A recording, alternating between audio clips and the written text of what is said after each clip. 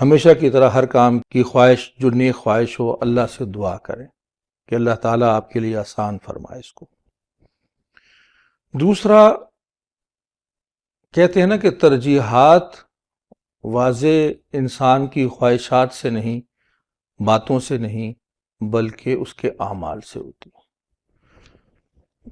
کچھ نہ کچھ اس کی تیاری ضرور کریں، حج کو سیکھیں، حج کی تیاری کریں، جو حج کے لیے تیاریاں چاہیے جس میں سیکھنا ہے، صحت ہے، اس کو تو رکھیں نا اچھی حالت کے اندر، اور کچھ پیسے تھوڑے تھوڑے بھی اگر ہو، بہت تھوڑے بھی ہوں، اس کو ایک الگ سے جوڑنا شروع کریں اور اللہ سے مانگیں کہ اللہ اس میں برکت دے دے اور آپ کو اس کا موقع عطا فرمائے۔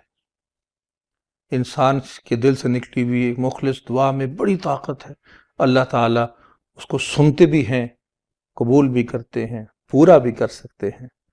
تو اس کے ساتھ جڑ جائیے، اپنی تیاری کچھ نہ کچھ ضرور کیجیے اور دعا خوب کیجیے۔ اللہ تعالیٰ ہمیں حرمین شریفین کی زیارت بار بار نصیب فرمائے۔